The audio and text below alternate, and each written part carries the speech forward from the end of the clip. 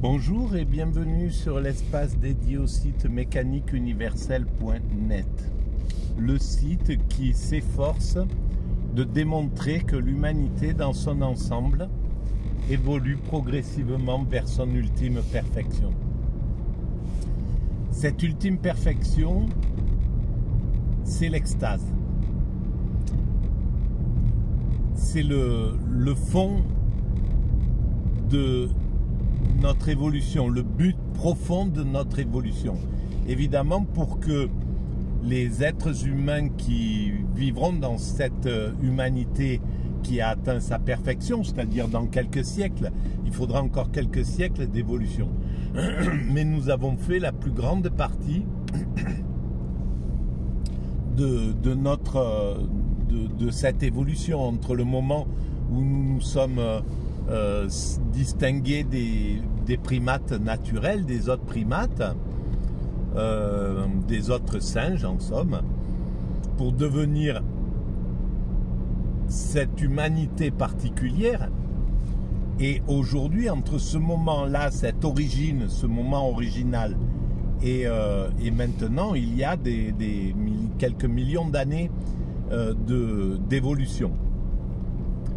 Et pour arriver à ce que nous sommes aujourd'hui. Et on voit bien qu'on a construit toutes les structures pour fonctionner universellement, pour que l'humanité se rassemble, redevienne une unité. L'unité de son origine, le petit groupe de primates qui a donné naissance à ce que nous sommes, et bien après notre dispersion pour pouvoir nous acclimater, nous adapter, comprendre, analyser l'ensemble sur cette planète, et bien à un certain moment on a commencé à nous organiser pour nous rassembler en unité. Ça fait déjà un petit moment qu'on est dans ce travail. Toutes les grandes civilisations qui sont allées au contact des autres, l'Empire romain par excellence, mais tous les empires, les empires les empires perses, les empires égyptiens, l'empire malien finalement, pareil en Asie, voilà, donc les structures se sont agglomérées progressivement, les tribus se sont agglomérées et ont formé des cités, les cités se sont assemblées et ont formé des pays, etc. Les pays aujourd'hui se rassemblent et forment des communautés de nations, comme l'Europe, etc., comme l'ASEAN, l'UA, etc. Et puis, la prochaine étape de l'unification, eh bien, c'est l'unification universelle. Et on a déjà construit toutes les structures pour fonctionner comme ça.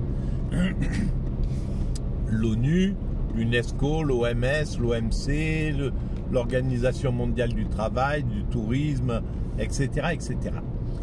On a donc évidemment, c'est pas encore, ça n'a pas atteint sa perfection. Il va falloir encore peut-être un siècle ou deux pour que vraiment ces structures remplissent leur rôle parfaitement, c'est-à-dire en étant juste, sans privilégier un groupe humain sur un autre, etc. Donc il faudra encore un petit peu de contestation par exemple, il y a plein de gens qui critiquent l'ONU dans son 2 poids 2 mesures, etc., etc. Et à force de ces coups de butoir, de ces critiques, le système il s'améliore, il devient de plus en plus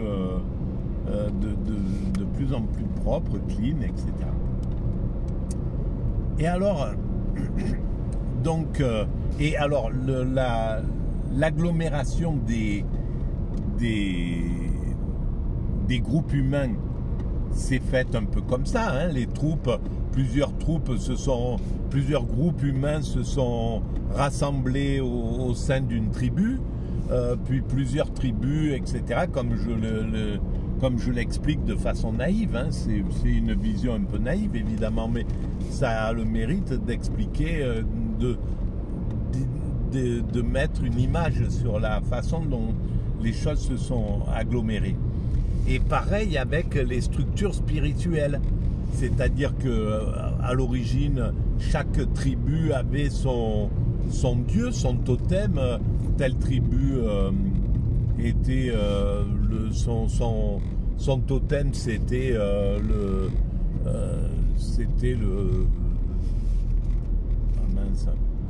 le crocodile, l'autre c'était l'éléphant, donc etc., etc. Bon voilà, chacun avait une religion particulière. Et en s'assemblant au sein d'une tribu, chacun est venu avec sa religion. Et donc ça a donné, à mon sens, c'est ce qui a donné le polythéisme. C'est-à-dire le fait qu'il y ait plusieurs sortes de dieux, comme on le retrouve en Inde, etc. Et donc la structure de la religion au niveau de la cité, comme on la retrouve chez les Grecs par exemple, elle a évolué jusqu'à donner naissance aux grandes religions que nous connaissons. Le judaïsme, l'hindouisme, ça c'est de chaque côté de l'hémisphère, et qui ont donné naissance au christianisme d'un côté, à l'islam, etc. d'un côté, et de l'autre côté au bouddhisme, au zen, au taoïsme, etc. Donc toutes ces grandes structures spirituelles, eh bien, ont continué à fédérer l'humanité derrière le spirituel. C'est-à-dire que maintenant, il y a des millions, il y a des milliards d'êtres humains qui sont fédérés derrière le christianisme, derrière l'islam, pareil, des milliards, derrière le bouddhisme, derrière l'hindouisme, etc. Donc, ça a augmenté l'agglomération humaine. C'est ce que je veux dire. Voilà. Et donc, à un certain moment, l'humanité devra trouver une sorte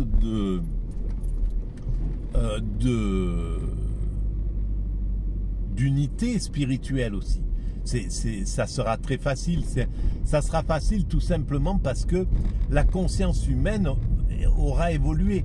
Ce qui va évoluer dans le temps, dans un siècle ou deux, admettons, prenons dans un siècle ou dans 2 siècles, ce qui aura grandement évolué, c'est la conscience humaine, c'est l'empathie humaine, c'est la capacité à regarder l'autre. On voit bien que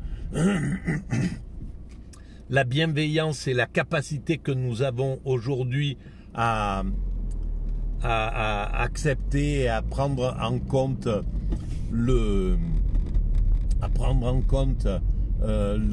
autrui, l'étranger n'a plus la dimension que les Grecs avaient pensé de l'étranger, ou que les Romains pensaient de l'étranger.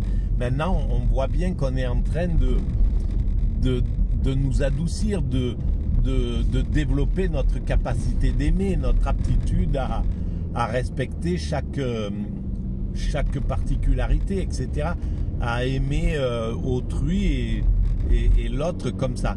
Donc cette conscience, elle va continuer d'évoluer, et imaginons ce qu'elle sera dans 100 ans, c'est-à-dire dans 10 générations, quasiment. C'est incroyable quand on voit les générations entre la génération des années 70, la génération des années 2000, la génération des années 2020 et aujourd'hui, on voit bien à quel point l'évolution d'une vision universelle a progressé. Elle n'était pas du tout aussi importante dans les années 60. C'était très clanique, même si on était rangé derrière déjà 2 gros blocs politiques. Le communisme d'un côté, qui avait fédéré la moitié de l'humanité quasiment, et le capitalisme qui avait fait à peu près la même chose de son côté. Voilà.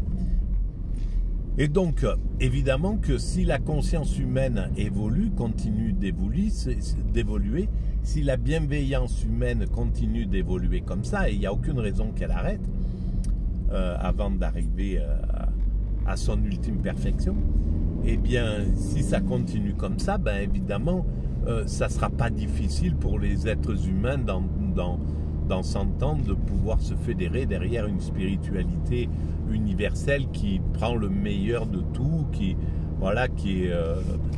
ça sera pas difficile et chaque groupe humain se rangera facilement derrière, parce que cet amour d'autrui, cette conscience, elle aura drôlement augmenté.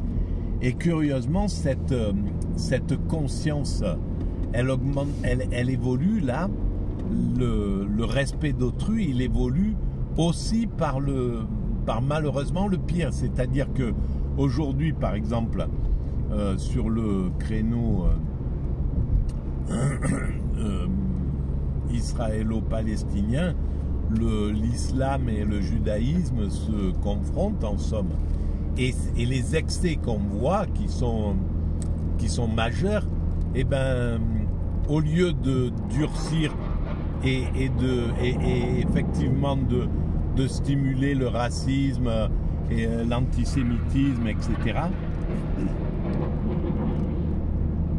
eh bien, oblige à une connaissance d'autrui, à comprendre. Alors oui, bien sûr, ça, à la frange, ça stimule ces valeurs négatives, mais globalement, on apprend mieux de l'autre, on comprend mieux, et puis l'autre, quand il est critiqué, ben, il est obligé de faire tomber son narcissisme, son égocentrisme, etc., etc. Donc, tout ça, c'est très important, quoi, ce qui se passe, parce que bien souvent, il n'y a que la violence qui permet de faire évoluer les choses. Et quand on regarde bien dans nos existences particulières, bien souvent, c'est les gens qui nous ont bousculés, qui nous ont maltraités même, qui nous ont obligés à évoluer beaucoup plus rapidement que ceux qui nous caressaient dans le sens du poil, qui nous disaient toujours que c'est parfait, continue comme ça, ne change rien, etc., etc. Et ben, voilà, ben c'est pareil pour les grandes civilisations, pour les grandes sociétés, pour les religieux et les religions. Voilà, donc là, il y a une évolution qui se fait par la violence, malheureusement, mais elle est efficace. Voilà tout pour cette vidéo. Donc, je vous remercie de votre écoute. Je vous dis, je vous propose, si vous pensez que ces vidéos ont un peu d'intérêt universel, vous pouvez mettre des pouces, vous pouvez vous abonner, donc des avis, vous abonner, vous pouvez aller visiter le site mécaniqueuniverselle.net où tout est expliqué. Cette théorie-là, ce que je dis, c'est né en 1999, fin 1999. Donc là, simplement, c'est des redites, mais bon, voilà. Et vous pouvez envoyer le lien à vos amis et vous pouvez laisser des commentaires, ça fait avancer la visibilité. Voilà, je vous remercie de votre écoute et de votre présence. Au revoir.